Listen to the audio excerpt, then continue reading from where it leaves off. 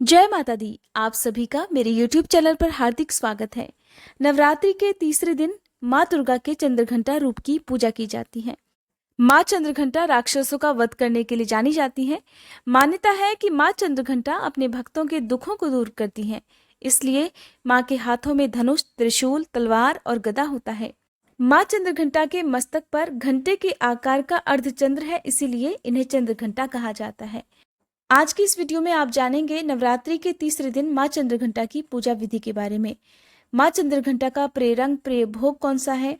माँ चंद्रघंटा की पूजा करते समय बीज मंत्र और स्तुति मंत्र के साथ साथ किस प्रार्थना मंत्र का जाप करना चाहिए, ये सब बातें आपको इस वीडियो में आज मिलेंगी। उससे पहले आप सभी से अनुरोध है, कमेंट बॉक्स में जय माता दी जरूर लिखिएगा।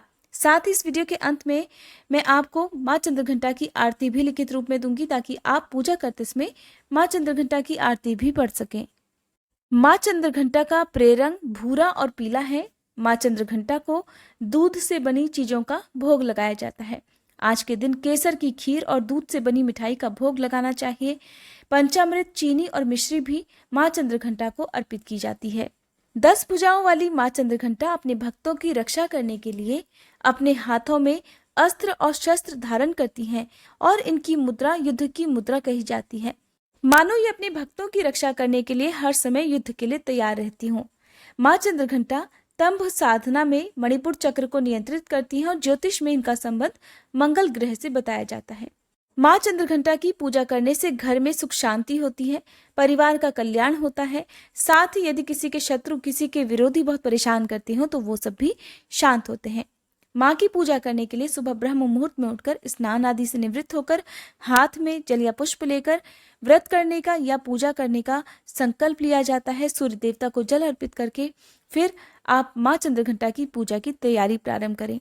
जिस चौकी पर आपने माँ दुर्गा की स्थापना की है, माँ के 9 रूपों की स्थापना की है, वहां पर आपको गंगा जल छिड़कना है, हाथ जोड़कर माँ का ध्यान करना है। फिर माँ के कुछ विशेष पूजन मंत्र हैं जिन्हें अभी मैं आपको बताऊंगी। उनका जाप करते हुए आपको धूप दीप जलाना है, माँ का श्रृंगार करना है, माँ को तिलक लगाना है। चंदन का तिलक आप लगा सकते हैं, श्रृंगार की सामग्री उन्हें अर्पित कर सकते हैं, सिंदूर आप लगा सकते हैं। जो भी कन्याएं या महिलाएं माँ चंद्रघंटा की पूजा करती हैं, उन्हें अपना सर ढककर उनकी पूजा करनी चाहिए। साथ ही आज के दिन यदि संभव हो तो किसी एक छोटी कन्या का पूजन भी करना चाहिए। ऐसा करने से माँ चंद्रघंटा अत्यंत प्रसन्न होती हैं और अपने भक्तों की मनोकामनाएं पूर्ण करती हैं। माँ को चमेली का फूल अर्पित किया जाता है। लाल फूल, पीले फूल भी आप अर्पित कर सकते हैं। फलों में आप आज के दिन सेब और गुड़ माँ को अर्पित कर सकते हैं। आज के दिन पूजा में क्या विशेष होता है, क्योंकि माँ का नाम चंद्रघंटा है, इसलिए आज के दिन पूजा करते समय आप घंटी जरूर बजाएं। ऐसा करने से आपके घर में एक तो बरकत होती है, घर की नेगेटिविटी दूर होती है। अगर आपके आसपास कोई भी आपके विरोधी हैं या जिनसे आपको कोई ना कोई समस्या है तो वो सब भी दूर होती है। इस दिन गाय के दूध का प्रसाद भी माँ को चढ़ाया जाता है। कच्चा दूध आप अर्पित कर सकते हैं या आप गाय के दूध से बनी मिठाई का भोग माँ को लगा सकते हैं। ऐसा करने से हर प्रकार के दुख दूर होते हैं। फिर श्री दुर्गा सप्तशती और दुर्गा चालीसा का पाठ किया जाता है। अगर आपको ये नहीं पता है कि नवरात्रि के दिनों में कितनी संख्या में आपको कितने अध्याय पढ़ने चाहिए, तो आप हमारे चैनल पर हर दिन अपलोड होने वाले श्री दुर्गा सप्तशती के पाठ भी सुन सकते हैं। इसके अनुसार आप अपनी किताब में से भी अध्याय पढ़ सकते हैं। इसके बाद आप माँ को भोग लगाएं। भोग लगाने के साथ ही व्रत की कथा पढ़ी और सुनी जाती है। फिर आरती करके क्षमा याचना की जाती है और इसके बाद जो लोग उपवास रखना चाहते हैं उन्हें उपवास रखना चाहिए। आज के दिन अपने आसपास जो भी पवित्र वृक्ष हैं वहां पर आपको दीप दान करना चाहिए। अगर संभव हो तो आज के दिन आप किसी एक छोटी कन्या को खीर खिलाएं।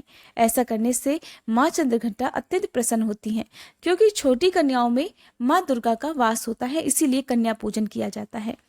माँ चंद्रघंटा की पूजा करने के साथ ही यदि आप उपवास रखते हैं तो मैं आपको एक और बात बता दूं कि बहुत से लोग नवरात्रि के दिनों में अक्सर बाहर के चिप्स या जूस वगैरह खाते हैं। तो क्या ऐसा करना सही है या गलत है, इसके बारे में इस वीडियो के लास्ट में मैं आपको बताऊंगी। आइए जानते हैं माँ चंद्रघंटा के उन विशेष पूजन मंत्रों के बारे में जिनका जाप नवरात्रि के तीसरे दिन जरूर करना चाहिए। हाथ में लाल या पीला पुष्प लेकर आप इन मंत्रों का जाप करें। माँ से प्रार्थना करें कि आपकी जो भी मनोकामना है उसे वो पूर्ण कर सकें। मंत्र है ओम देवी चंद्रघंटाय नमः। ये माँ का बीज मंत्र है। माँ का प्रार्थना मंत्र है पिंडज प्रवरारूढ़ा चंडकोपास्त्र कैर्युता प्रसादम तनुते मह्यम चंद्रघंटेति विश्रुता। माँ चंद्रघंटा की स्तुति इस प्रकार करनी चाहिए। या देवी सर्वभूतेषु माँ चंद्रघंटा रूपेण संस्थिता नमस्तस्यै नमस्तस्यै नमस्तस्यै नमो नमः। इन पूजन मंत्रों के साथ ही आपकी पूजा संपूर्ण होती है। इस प्रकार से दिन भर उपवास रखते हुए आप शाम के समय पूजा करने के बाद माँ को भोग लगाएं और उसके बाद खुद भी फलाहार ग्रहण कर सकते हैं। आप माँ चंद्रघंटा की आरती ऊपर देखकर भी पढ़ सकते हैं। इस प्रकार सबसे अंत में क्षमा याचना भी जरूर करनी चाहिए ताकि दिन भर जाने अनजाने में हुई गलतियों के लिए आपको माँ दुर्गा क्षमा कर सके। कई बार ऐसा होता है कि हम जानकारी के अभाव में कुछ गलत पूजा विधि कर लेते हैं या हम गलत नियमों का पालन कर लेते हैं, जो कि नहीं करना चाहिए। यही कारण है कि जब भी आप कोई भी व्रत रखते हैं तो उनके जो नियम है, जो पूजा विधि है, उसकी जानकारी आपको सही से पता होनी चाहिए। आरती करने के साथ ही आपको अब मैं बता देती हूँ कि कौन सी बातें ऐसी हैं जिनका ध्यान नवरात्रि के दिनों में करना चाहिए। तो मैं बात कर रही थी कि नवरात्रि के दिनों में अक्सर लोग बाहर की चीज़ें खाते हैं, जैसे कि रेडीमेड चिप्स वगैरह आते हैं या रेडीमेड जूस पी लेते हैं। तो मैं आपको बता दूं कि ये चीज़ें मिलावटी होती हैं। बाकी दिनों में आप चाहें तो इसे खा सकते हैं, लेकिन खासकर जब आपके व्रत होते हैं, वो भी नवरात्रि के व्रत होते हैं। नवरात्रि के व्रत बड़ी शुद्धता के साथ रखने चाहिए। ऐसे में बाहर की चीज़ों में मिलावट होती है तो वो शुद्ध भी नहीं होती हैं।